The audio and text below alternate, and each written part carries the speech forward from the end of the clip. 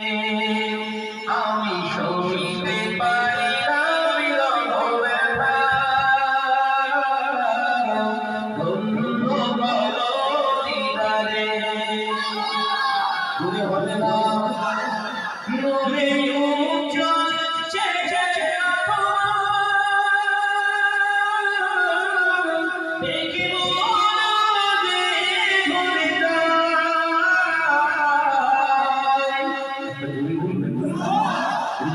পারেন না মনে উজ্জ্বল চেয়ে দেখিব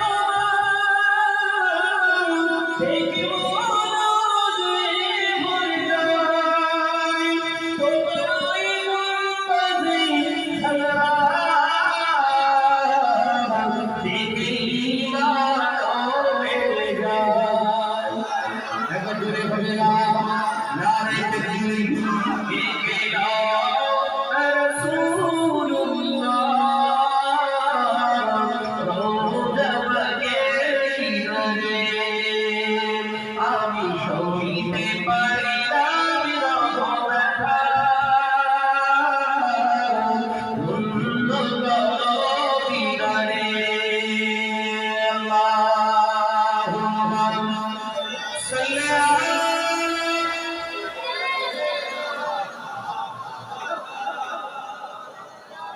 ওয়া আলা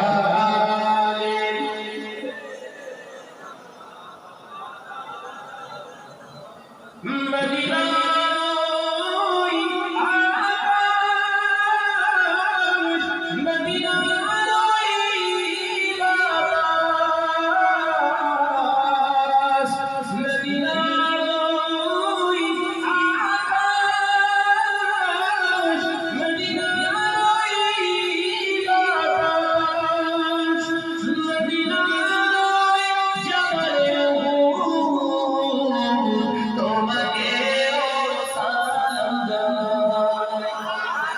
জোরে হবে না আরেকটু চিল্লে হবে না নারী দিকে একে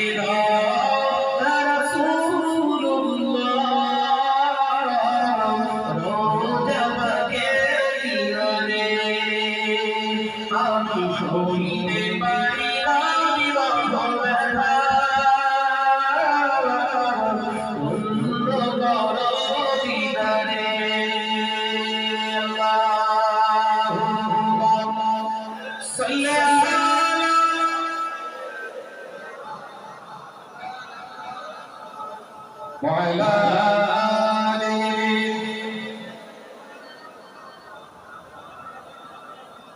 আমার নজরের লোকেরা ছেলেরা বাচ্চারা বড়রা শিরা বড়রা ছেলেরা হযরত ইমামে হাসান হযরত ইমামে হুসাইন রাদিয়াল্লাহু তাআলা আনহুকে আল্লাহ তাআলা পছন্দ করতেন। আমার নবী কারিম কেমন পছন্দ করতেন বর্ণনা করে শেষ করা যায় না। যুবকেরা ছেলেরা বাচ্চারা এক তারিখে মদিনার মসজিদে নবী শরীফে আমার নবী বসে বসে সাহাবায়ে কেরামদের নিয়ে আলোচনা করতেন। এমন সময় দেখতে পাওয়া যায় হযরত ইমামে হুসাইন রাদিয়াল্লাহু তাআলা হুজুর বুকি বুকি বসে সকলের পিছনে দাঁড়িয়ে আওয়াজ দিলেন, সব সময় যদি আমার নানাদের সঙ্গে আলোচনায় ব্যস্ত থাকেন আমরা নানা ভাইয়ের সঙ্গে খেলব কখন? সব সময় যখনই আসলে নানা ভাইয়ের সঙ্গে আসতে থাকেন আমরা খেলবো না, আমরা নানা ভাইয়ের সঙ্গে একটু সময় কাটাবো না, সব সময় আছে আপনারা। হযরত ওমর কি বলছে? হযরত ওমর থেকে আমি হযরত ওমর ইবনে খাত্তাব হযরত আলী থেকে বলছে, আলী সামলাও কথা বুঝতে পারছেন না ছেলে থাকাও বিশ্বনবী গুরুত্বপূর্ণ বিষয় আলোচনা করছে। সেই হচ্ছে এমন অবস্থায় হযরত ইমাম হুসাইন রাদিয়াল্লাহু তাআলা এরকম কথা বলেছেন বিশ্বনবী কথা বলছে নাতি একবার জোরে বলুন হবে না। আবারও একবার বলেছে যে ও নানা ভাই আপনারা নানা ভাইয়ের সঙ্গে আপনারা কি করছেন সব সময় আলোচনা করবেন নানা ভাইকে নিয়ে আমরা খেলবো না নানা ভাই সঙ্গে হযরতে আলী রাদিয়াল্লাহু সোজা উঠে গিয়ে দৌড়ে সপাটে একটা হযরত ইমাম হুসাইনের ঠিক চাওয়ার জুড়ে একটা ঝড় মারলেন। হযরত ইমাম হুসাইন ঠোঁটটা ফেটে গেছে কষ্ট করে রক্ত ঝরছে। আল্লাহ নবী আলোচনা বন্ধ করে দিলেন।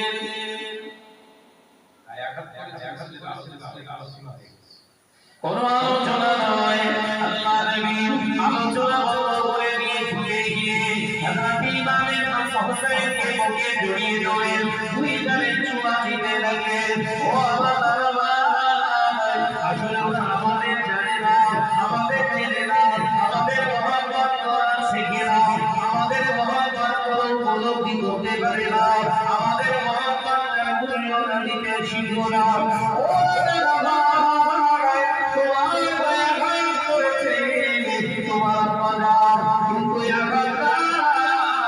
আমি নবী বলে দাঁড়িয়ে গেছে।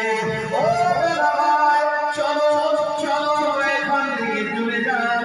আল্লাহ নবী রেখে দিলেন, হাত ধরে দাঁড়ান। হযরত ফাতেমা রাদিয়াল্লাহু তাআলা চলে যানকে বুকে জড়িয়ে ধরে আমার নবী কাঁদতে লাগলেন। এ যুবকেরা, হযরত আলী রাদিয়াল্লাহু তাআলা বলেছিলেন, ইয়া রাসূলুল্লাহ, আমি জানতাম না আমার দুই কলিজার আল্লাহকে এত মহব্বত করে, আমি ওর মায়া করলাম না লাগে, আমি জানতাম না। ইয়া রাসূলুল্লাহ, আমি আলী ক্ষমা চাইছি। আজকের পর থেকে ইমাম হাসান ইমাম হুসাইনের গায়ে কোনদিন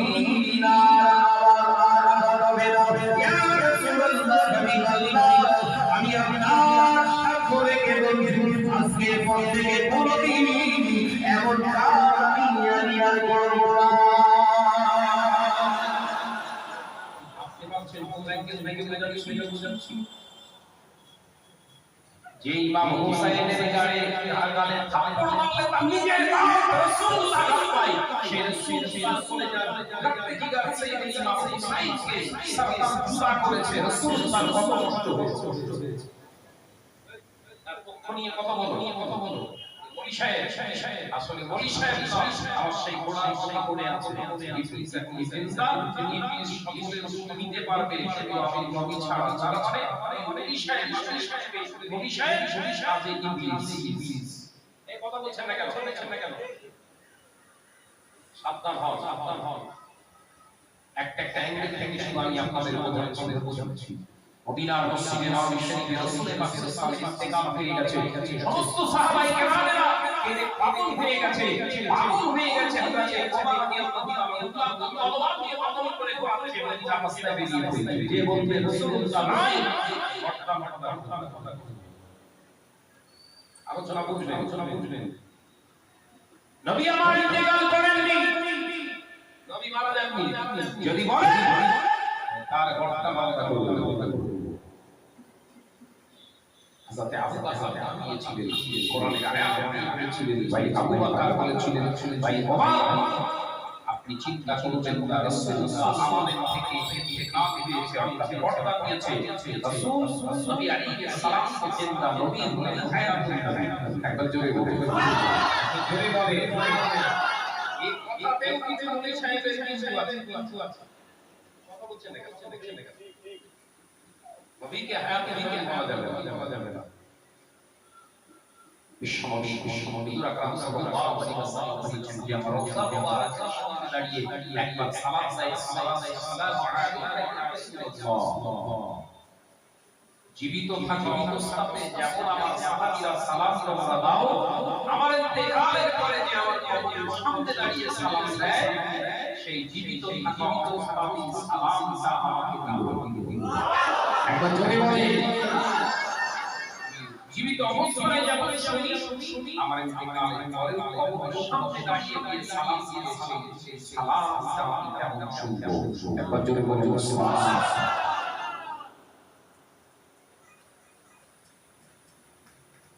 ভিতরে অনেক রহস্য লুকিয়ে রয়েছে মিয়া। ওই বড় দাড়ি বড় চুল দেখে পাগল হয়ে যাও, অনেক রহস্য লুকিয়ে রয়েছে। এক সময় ইয়াসিন গোটা মদিনা শরীফকে অবস্থান করেছিলেন। তিন দিন বলেন 3 দিন অবস্থান করে রেখেছিলেন। আযান হতো মদিনা মসজিদে নববী শরীফে, আর আযান হতো জামাত কেউ নেই খালি। দেখো ভালো রাসূলের একজন প্রিয় সাহাবী হুজুর লুকিয়েছিলেন মদিনা মসজিদে নববী শরীফে, হুজুর লুকিয়েছিলেন। কোন ক্রমে হুজুর হয়েছে মসজিদে আযান দিতে পারছেন না, জামাত হচ্ছে না, কিন্তু না আমি আল্লাহর বান্দা, আল্লাহ কসম করে বলি আমার নবী পাকের আল্লাহ থেকে প্রতিদিন যোহরের রাতে, আসরের রাতে, মাগরিবের রাতে, ইশার রাতে, ফজরের রাতে সর্ববার যেত না আল্লাহ নবী নিজে মদিনা মসজিদে নববী শরীফে আযান 3 দিন দিয়েছে।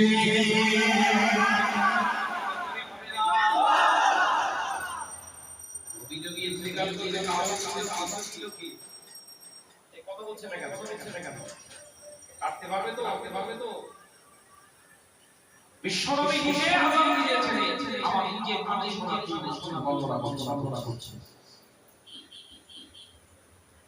ও আল্লাহ নবী ইন্তিকালের পরে সমাজের জমিনে সমাজ খারাপ, সমাজ ব্যতীত আল্লাহ বেলা বললেন মদিনার জমিনে যখন আমার নবী নাই, মদিনার জমিনে যখন আমার নবীকে দেখতে পাবো না, আমি আর আযান দেব না।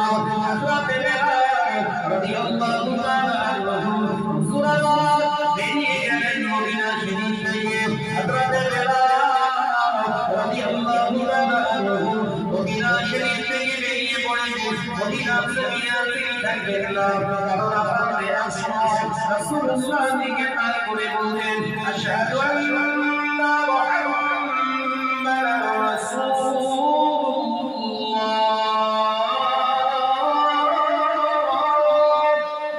ইয়া যাতে খুলিনা আমার রাসূলুল্লাহকে আমি দেখতে পেতাম, আর যখন নবীকে দেখতে পাবো না আমি বেলাল মদিনার জমিনে যাবো না, চলে গিয়েছিলেন ও কিতাবের ভিতরে পাওয়া যায় স্বয়ং সামনে হযরত বেলালকে একদিন রাসূলুল্লাহ সামনে রেখে বললেন না বেলাল, আমি রাসূলুল্লাহকে তুমি ভুলে গেলে, মদিনার নবীকে তুমি ভুলে গেলে, আমি নবীকে তুমি ভুলে গেলে। হযরত বেলাল রাদিয়াল্লাহু তাআলা আনহু ঘুম ভেঙে গিয়েছে, পাগলের মতো ঘুম থেকে উঠে গিয়ে বললেন ও নবী আমি চললাম, রাসূলুল্লাহকে কবর করেছে। আল্লাহ নবী সামনে রেখে বেলাল বেরিয়ে পড়েছিলেন। এ যুবকেরা মদিনার জমিনে আসা যাবে, মদিনার আমার বৃদ্ধ মুরিদরা হযরত বেলালের আশাতে সবাই আনন্দ উচ্ছ্বাস প্রকাশ করতে লাগলেন। বেলালকে দেখা গিয়েছে বেলাল আযান দেয়, বেলাল আযান দেয় মানে রাসূলুল্লাহকে দেখতে পেয়ে যাবো।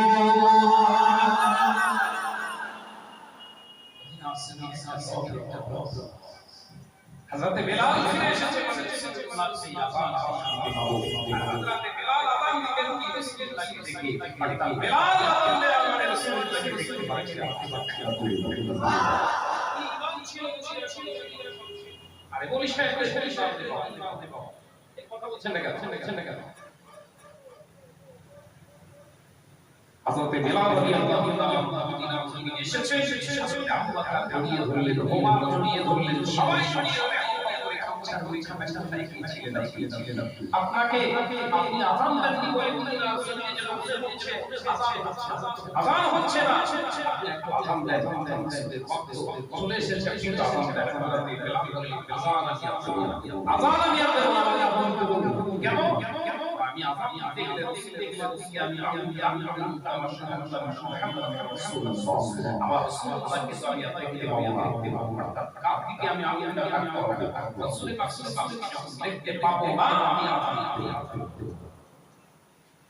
আল্লাহ নবী সাহাবীরা সবাই বোঝারে বের হয়ে গেল হযরত আলী পাগলের মতো ছুটে ঘরেতে চলে আসলেন হযরত ফারুক রাদিয়াল্লাহু হযরত ফাতিমা রাদিয়াল্লাহু তাআলাকে সাথে ও বিবি দুইজনকে ভালো করে দাও হযরত ইমামে হাসান হযরত ইমামে হুসাইনকে ভালো করে দাও মুহাম্মদ আসরের আযানটা দেরি হয়ে যাবে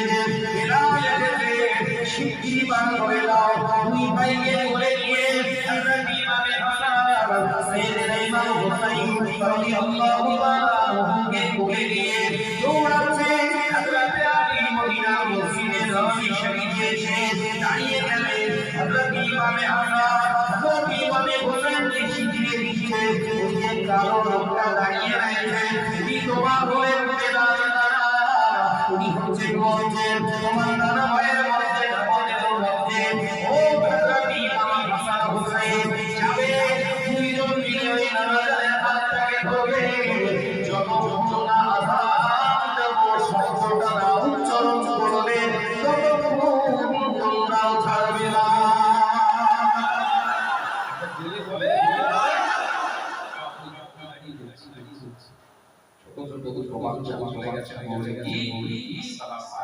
আমাদের বাচ্চারা আবার সালাম লাগে আরে আমরা নিজেরা সালাম ওরা খারা এ কথা বলছেন জি আমার হযরতে ইমাম হাসান হুসাইন রাদিয়াল্লাহু তাআলা দুই ভাই ছুটে এসে সালাম দিয়েছেন আসসালামু আলাইকুম ও দাদা ভাই এসে গেছে মাশাআল্লাহ ভালো আছেন তো আজান দেন রাসূল পাক সাল্লাল্লাহু আলাইহি ওয়াসাল্লাম জিগার ইমাম হাসান হুসাইন রাদিয়াল্লাহু তাআলা আম্মুকে দেখে কারণ ওই দুটো মাধ্যমকে রাসূল পাক সাল্লাল্লাহু মহব্বত করতেন বিলাল জোরে বলুন না এই গালে জীবনে একবারে গেলে ওরে আমার নানা ভাই তোরা হচ্ছিস আমার রাসূলের চলে যা তোরা হচ্ছিস আমার রাসূলের যা তোরা হচ্ছিস আমার রাসূলের চলে যা সব পদে হবে নানা ভাই আমি আজান নানা ভাই আমার ভাই আজান দিতে বলছেন নানা ভাই আজান যদি না দেন আপনি ওই নানা শুয়ে আছে আমাদের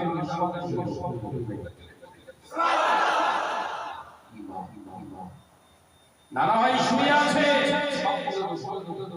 আল্লাহ নবী দয়ার নবীর বিনিগান সাইয়েদনা নবী ইমামে হাসান হযরত ইমামে হুসাইন রাদিয়াল্লাহু তাআলা আনহুমা দুইজন ধরে ও নানা ভাই আযান দেন নানা ভাই আযান দেন হযরত বিলাল সহ্য করতে পারে না দাঁড়িয়ে গিয়ে আল্লাহু আকবার আল্লাহু আকবার আল্লাহ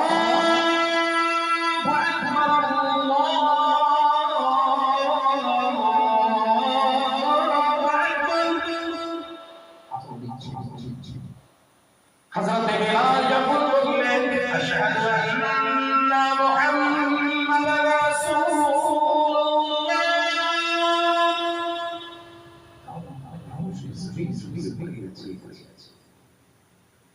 হযরত বিলাল রাদিয়াল্লাহু তাআলা সাহাবায়ে কেরামেরা সকলে বলতে লাগলেন ও ভাইরা কি বলেন না আপনি উঠে জমিনের উপরে পড়ে গেলেন কেন ভাই আযান দেন শিরকি আযান দেন হযরত বিলাল চোখ মুছানা বেরিয়ে দেন হযরত বিলাল রাদিয়াল্লাহু তাআলা চোখ পয়গাম্বর শুনে বললেন ও নবী পাকের সাহাবীরা আমার রাসূলুল্লাহকে আমার নবীকে আমি দেখতে পাচ্ছি না আমি বেলাল কি করে আজান দেব আমি যখন শাহাদু আল্লাহ মুহাম্মাদুর রাসূলুল্লাহ বলছিলাম আমার নবীকে আমি দেখতে পাচ্ছি না ওই জন্য আমি বেহুশে জমিনে পড়ে গিয়েছি আজান দিন হযরত বেলাল রাদিয়াল্লাহু তাআলা আনহু আমার আজান দিতে শুরু করলেন আশহাদু আন্না মুহাম্মাদুর রাসূল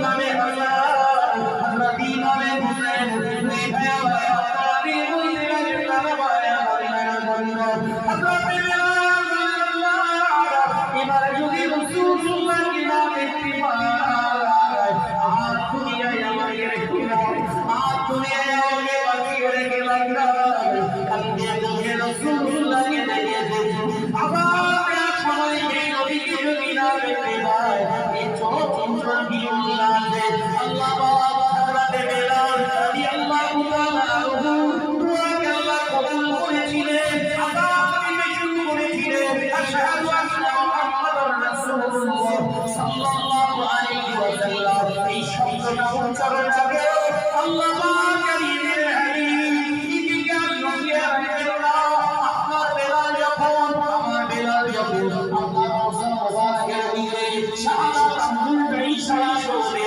আমি আল্লাহ ওলি হাবিব আপনার সুনাম বলা বিলালের সামনে শুনে রইল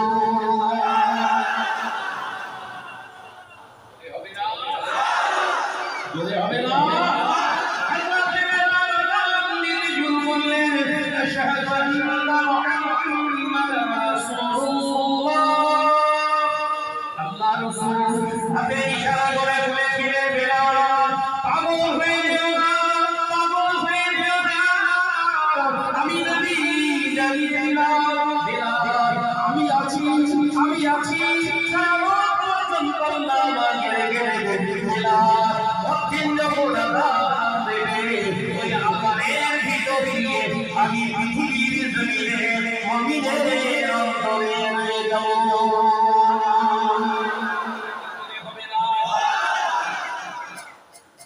রাসূলের মুহাম্মাদের জায়গাটা নয় ইমাম হাসান ইমাম হুসাইন রাদিয়াল্লাহু জায়গাটা বোঝাতে চেয়েছিলাম এত মহব্বত করতেন রাসূলের কাছে সাল্লাল্লাহু আলাইহি ওয়াসাল্লাম বিলাল হযরত বিলাল কারোর কথা শুনবেন না হযরত সাইয়েদনা ইমাম হাসান ইমাম হুসাইনের কাছে বিলাল জবাব কে বাপ সব চেয়েছে সেই হাসান ইমাম হুসাইন রাদিয়াল্লাহু তাআলা যারা বিহাদুবি করেছে এরকম খারাপি করেছে তারা যদি পাকা মুসলমান হয় সেটা যদি আপনি করে জায়গা করে নেন জানবেন না সবথেকে বড় খারাপ জায়গায় চলেছে আল্লাহ আমাদের সকলকে বোঝাতে তৌফিক দান করুন আমিন করে দুই আল্লাহু আমিন মহাপদের সঙ্গে জিকির করি লা ইলাহা ইল্লাল্লাহ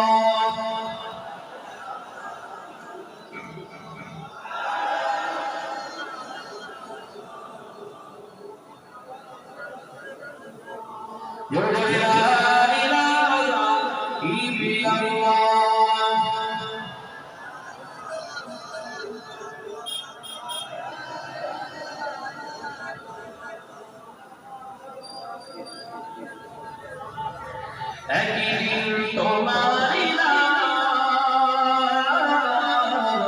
মসজিদে হবে একদিন তোমার মসজিদে হবে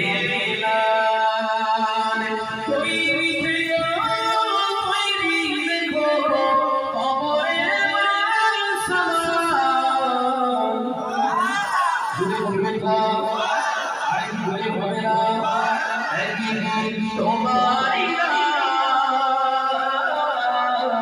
মসজিদে হবে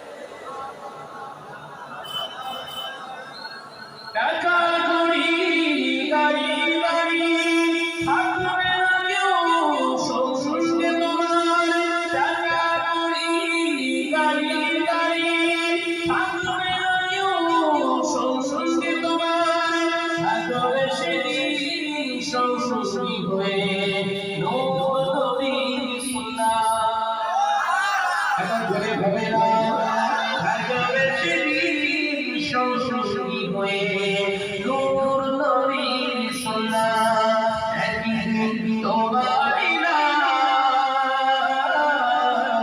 মসজিদে হবে না একদিন তোমারই নাম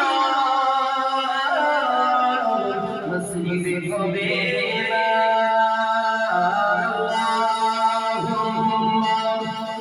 صل على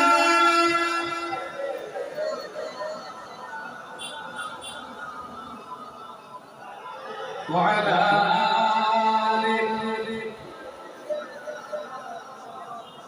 আমার সমাজীকেরা আলোচনা বললাম আশা করি শরীর ভিত্তিক আলোচনা হয়েছে কোরআন হাদিসের উপর হয়েছে তো আল্লাহ আমাদের সমাজকে প্রধান এবং সেই উপর আমল করার তৌফিক দান করুন আমিন আর একটু জোরে বলি আল্লাহু আকবার মাশাআল্লাহ এক এক করে আলেম ওলামা আসবে এক এক করে অবশ্যই শুনতে যাবেন মজলিসের শেষ আল্লাহ করবেন আমাদের ছেলে তাজ ইসলাম হুজুর কেবলা থেকে করবে আবার পরেই মুফতি সাহেব হুজুর আসবেন কিন্তু তার আগে আপনাদের এলাকার কৃতি সন্তান জনাব